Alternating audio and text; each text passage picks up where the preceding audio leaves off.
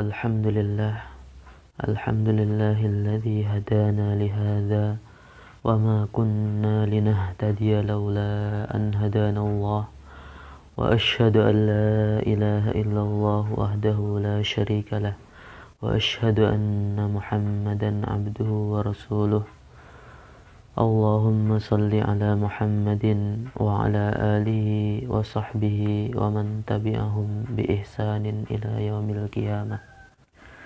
Amma ba'd, anak-anakku sekalian yang dirahmati dan dimuliakan oleh Allah Subhanahu wa ta'ala, serta yang Ustadz sayangi dan cintai karena Allah Subhanahu wa ta'ala. Insyaallah kita akan memulai pelajaran akhlak kita.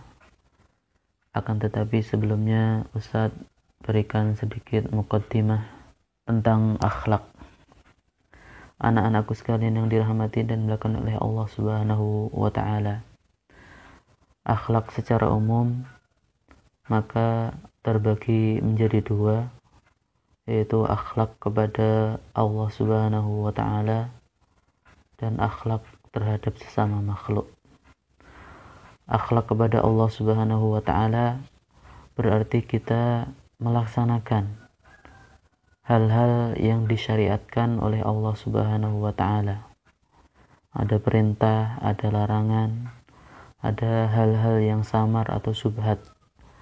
Berkaitan dengan perintah-perintah Allah, maka kita berusaha melaksanakannya. Kemudian berkaitan dengan larangan-larangannya, maka tentunya kita berusaha menjauhi larangan tersebut, menjauhi dengan sejauh-jauhnya.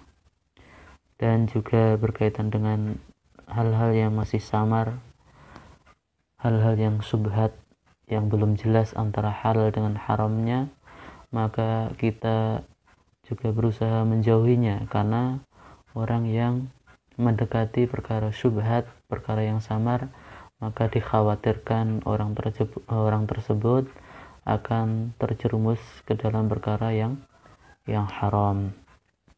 Anak-anakku sekalian yang dirahmati dan dimuliakan oleh Allah Subhanahu wa ta'ala, itu tadi berkaitan dengan akhlak kepada Allah, kepada Al-Khaliq, kepada pencipta makhluk, yakni melaksanakan perintah, menjauhi larangan, dan menjaga diri dari perkara-perkara yang syubhat, yang samar, yang tidak jelas antara halal dengan haramnya, tidak jelas kehalalannya. Adapun adab atau akhlak terhadap sesama makhluk itu terbagi menjadi beberapa macam.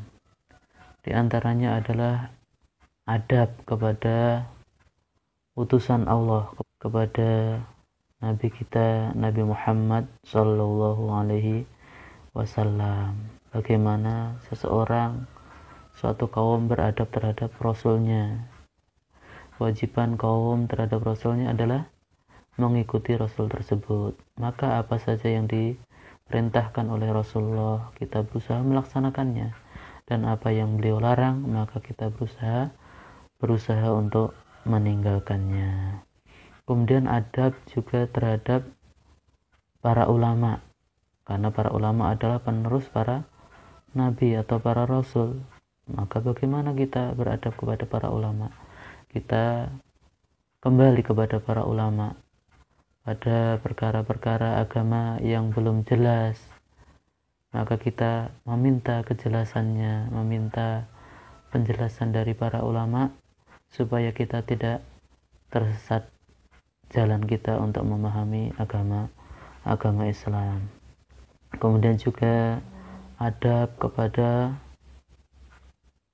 pemerintah, bagaimana kita sebagai rakyat, maka kita harus taat kepada pemerintah kita selama tidak diperintahkan untuk melakukan hal-hal yang dilarang dalam syariat. Jadi ketaatan kepada pemerintah itu sebatas pada perkara-perkara yang baik, dan tidak boleh taat dalam perkara-perkara yang buruk, yang berupa maksiat atau hal-hal yang menyelisih syariat. Kemudian juga nanti ada adab terhadap kedua orang tua, bagaimana seorang anak dia wajib berbakti kepada orang tuanya dan seterusnya.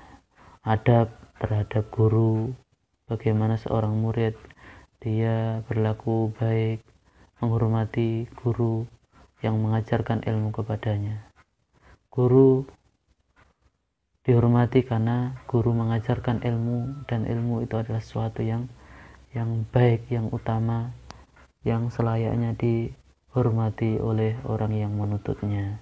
Kemudian juga adab kepada tetangga, bagaimana kita berakhlak yang baik kepada tetangga kita, beradab yang baik terhadap mereka, tidak mengganggu mereka, dan seterusnya.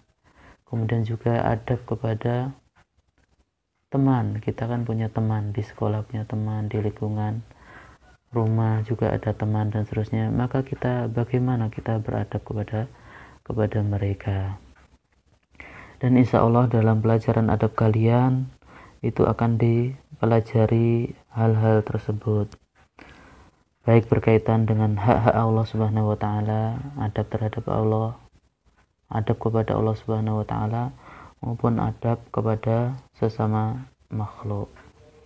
Ada juga nanti adab terhadap hewan, bagaimana kita berbuat baik kepada hewan, termasuk juga adab kepada tumbuhan. Kalian punya hewan, kalian punya tanaman, maka kalian harus punya adab terhadap mereka. Kalau kalian punya hewan, berarti kalian memberi makannya, merawatnya, dan seterusnya. Termasuk kalau kalian punya tanaman, maka kalian juga ada adab-adab terhadap tanamannya. Di antaranya kalau kita punya tanaman, ya setiap hari disirami tanaman kita, kalau membutuhkan air, dirawat, kemudian kalau perlu dipupuk, dikasih pupuk dan seterusnya. Ini adalah adab-adab terhadap sesama makhluk. Jadi pembahasan adab sebenarnya sangat luas sekali, sangat luas sekali. Adapun di pelajaran adab yang akan kalian pelajari di kelas 5 ini, diantaranya adalah tentang masalah ikhlas, ya. Ikhlas dalam beribadah. Beribadah kepada Allah berarti adab kepada Allah Subhanahu wa taala. Kemudian bagaimana tentang rukun Islam. Nah, ini juga termasuk bagian dari adab kepada Allah, melaksanakan syariat Allah. Kemudian adab-adab dalam Islam seperti berkata yang baik atau diam, menjamu tamu, menghormati tamu, dan seterusnya. Kemudian juga keutamaan menjenguk orang sakit. Nah, ini adab kepada sesama makhluk, sesama manusia. Kemudian juga dalam pelajaran kalian juga dijelaskan mengenai keutamaan menebarkan salam, memberi makan. Kemudian juga dalam Islam di sana diajarkan mengenai perhatian agama Islam terhadap masjid. Masjid harus dirawat, kalau dibersihkan perlu dibersihkan, dipel, dijaga kebersihannya. Kemudian alat-alat yang diperlukan di masjid, alat-alatnya itu juga dirawat dan seterusnya. Kemudian dalam pelajaran kalian juga disebutkan tentang haramnya meminta-minta. Nah, ini kalau kalian di sekolah, maka tidak boleh kalian minta-minta kepada teman. Misalkan temannya membawa makanan, maka tidak perlu meminta-minta. Kalau diberi alhamdulillah, kalau tidak boleh meminta-minta. Kalau bisa malah justru memberi kepada orang lain. Jangan menunggu untuk diberi orang lain. Kemudian juga dalam pelajaran kalian dijelaskan berbagai macam bentuk kebaikan yang itu dianggap sebagai sedekah.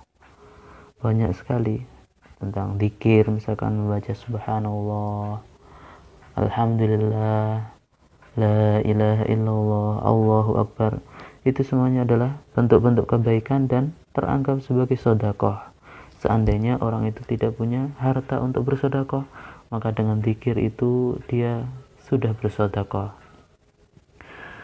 Kemudian juga dalam pelajaran kalian juga dijelaskan bagaimana kita bersikap lembut, bersikap baik terhadap hewan. Di situ dicontohkan ada seorang wanita yang dia mengurung seekor kucing sampai mati.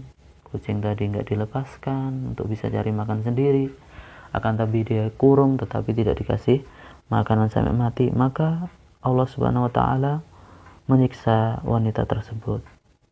Kemudian juga di buku kalian dijelaskan mengenai bagaimana keutamaan kita menanam tanaman atau menaburkan benih tanaman yang nanti kalau seandainya pun kita tidak mengambil hasilnya, ternyata tanaman yang kita tanam itu dimakan sama binatang, kemudian bijinya dimakan sama burung atau dicuri sama orang, maka itu juga teranggap sebagai sedekah. Kita mendapatkan kebaikan dari hal itu. Itu kalaupun kita tidak bisa mengambil hasil dari tanaman yang kita tanam atau benih yang kita tabur. Anak-anakku sekalian yang dirahmati dan dimuliakan oleh Allah Subhanahu wa taala. Itu tadi gambaran secara umum tentang adab-adab yang akan kita pelajari bersama di kelas 5 ini, yakni di semester pertama ini. Mungkin ini sedikit gambaran mengenai akhlak atau adab yang selayaknya kita pelajari dan juga akan kita amalkan nantinya setelah mempelajari adab-adab tersebut. Ini saja yang bisa Ustaz sampaikan. Insya Allah nanti kita sambung pada bagian yang kedua. Kita tutup dengan doa kafaratul majlis. Subhanakallahumma wa bihamdika asyhadu an la ilaha illa anta astaghfiruka wa atubu ilaik.